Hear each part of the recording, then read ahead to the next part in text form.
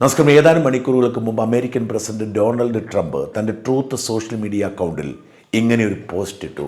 Tonight at my direction as commander in chief the United States launch A powerful and deadly strike against ISIS terrorist scum in northwest Nigeria, who have been targeting and visually killing primarily innocent Christians at level not seen for many years and even centuries. I have previously warned these terrorists that if they did not stop slaughtering of Christians, there would be hell to pay, and tonight there was. The Department of War executed numerous perfect strikes, as only the United States is capable of doing. Under my leadership, our country will not allow radical Islamic terrorism to prosper.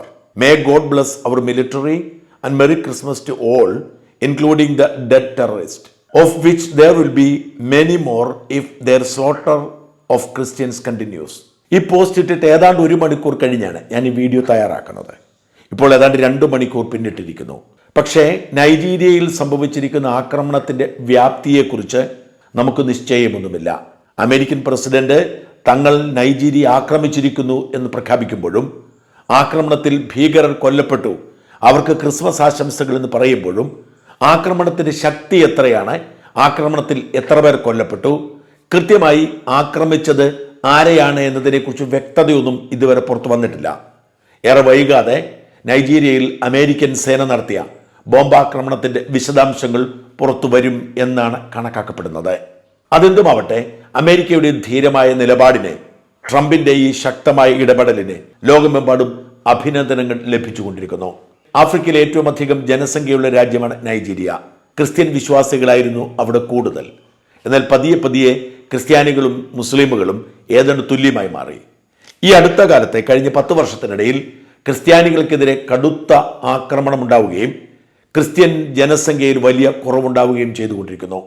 ഏറ്റവും ഒടുവിലത്തെ കണക്കനുസരിച്ച് ഏതാണ്ട് 53% മുസ്ലിം ജനസംഖ്യയും ഏതാണ്ട് 45% Christian ജനസംഖ്യയുമാണ്. എന്ന് വെച്ചാൽ Christian ജനസംഖ്യ കുറഞ്ഞു വരുന്നു, മുസ്ലിം ജനസംഖ്യ കൂടി വരുന്നു എന്നർത്ഥം.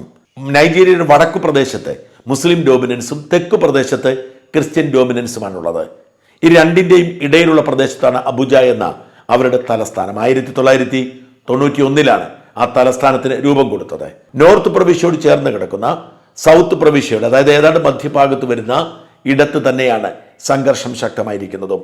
പ്രധാനപ്പെട്ട കാരണം മുസ്ലിം ജനസംഖ്യ കൂടുതൽ പാർക്കുന്ന വടക്കു പ്രദേശത്ത് അനേകം ഇസ്ലാമിക ഭീകര പ്രസ്ഥാനങ്ങൾ രൂപപ്പെട്ടു എന്നതാണ്.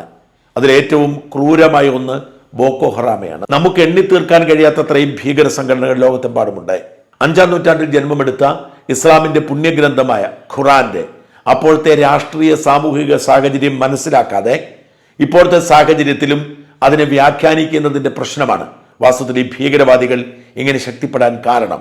ഏത് വിധായനെയും ഇസ്ലാമിക ഭരണം കൊണ്ടുവരിക, പരമാവധി അമുസ്ലിമുകളെ മുസ്ലിമുകളാക്കുക, വിശ്വാസമല്ലാത്തവരെ കൊല്ലുക, ഇവയൊക്കെ സ്വർഗത്തിലേക്കുള്ള യാത്ര സുഗമമാക്കും എന്ന് വിശ്വസിക്കുന്ന തെറ്റായ വ്യാഖ്യാനത്തിന്റെ പുറത്ത് രൂപപ്പെട്ടതാണ് ഭീകര സംഘടനകൾ.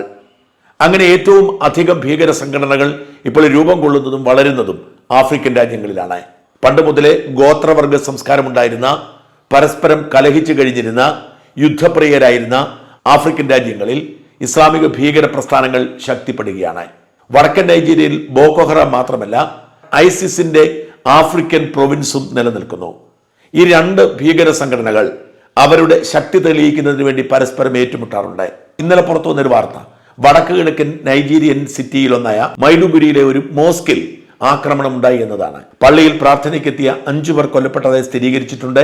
35 പേർക്ക് പരിക്കേറ്റിട്ടുണ്ട്. ഇത് ഇസ്ലാമിക് സ്റ്റേറ്റിന്റെ ആഫ്രിക്കൻ പ്രൊവിൻസും ബോക്കോ ഹറാമയും തമ്മിലുള്ള ഏറ്റുമുട്ടലിന്റെ ഭാഗമാണ് ഇത്തരം ആക്രമണങ്ങൾ. എന്നാൽ കൂടുതലായും ആക്രമിക്കപ്പെടുന്നതെല്ലാം പള്ളികളും ക്രിസ്ത്യൻ കർഷകരുമാണ്. കാർഷിക മേഖലയിൽ പ്രവർത്തിക്കുന്നവരാണ് ക്രൈസ്തവ വിശ്വാസികൾ. അവർക്ക് നേരെ കടുത്ത ആക്രമണമാണ് സംഭവിക്കുന്നത്. 2009 ബോക്കോ ഹറാം രൂപപ്പെട്ടതിനു ശേഷം ഏതാണ്ട് 1 ലക്ഷത്തോളം ക്രിസ്ത്യാനികൾ കൊല്ലപ്പെട്ടെന്നും 10 ലക്ഷത്തിലധികം ക്രിസ്ത്യാനികൾ പലായനം ചെയ്തു. സ്വന്തം കിടപ്പാടും സ്വത്തുക്കളും ഒക്കെ ഉപേക്ഷിച്ച് മറ്റിടങ്ങളിലേക്ക് പലായനം ചെയ്യേണ്ടി വന്നു എന്നും കണക്കുകൾ കാണിക്കുന്നു. 18,000 ക്രിസ്ത്യൻ പള്ളികളാണ് ഈ കാലയളവിൽ തകർക്കപ്പെട്ടത്. അനേകം ക്രൈസ്തവ വിദ്യാലയങ്ങൾ ആക്രമിക്കപ്പെട്ടു. അങ്ങനെ ക്രൈസ്തവർക്ക് നേരെ എക്കാലത്തും ശക്തമായ ആക്രമണമാണ്. ഏതാനും ആഴ്ചകൾക്ക് മുമ്പാണ് ഒരു കത്തോലിക്ക ബോർഡിംഗ് സ്കൂളിൽ നിന്ന് 300 കുട്ടികളെ തട്ടിക്കൊണ്ടുപോയത്. ബോക്കോ ഹറാം ഈ തട്ടിക്കൊണ്ടുപോകൽ കലയിൽ പ്രഗത്ഭരാണ്. ഇങ്ങനെ തട്ടിക്കൊണ്ടുപോകുന്ന സ്കൂൾ കുട്ടികളെ പലപ്പോഴും ഇസ്ലാമിക ഭീകരവാദികളുടെ ഭാര്യമാരാക്കാൻ, അവരുടെ ലൈംഗിക താല്പര്യം സംരക്ഷിക്കാനൊക്കെ നിർബന്ധിതമായി അടിമപ്പണി ചെയ്യിപ്പിക്കുന്ന പരാതിയുണ്ട്. നൈജീരിയൻ ഫെഡറൽ സർക്കാരിന് പ്രത്യേകിച്ച് ഒന്നും ചെയ്യാൻ കഴിയുന്നില്ല. നാൾക്കുനാൾ ഇസ്ലാമിക ഭീകരത വർദ്ധിച്ചു വരുന്നു. പാവപ്പെട്ട മനുഷ്യർ കൊല്ലപ്പെടുന്ന സാഹചര്യം ഉണ്ടാകുന്നു.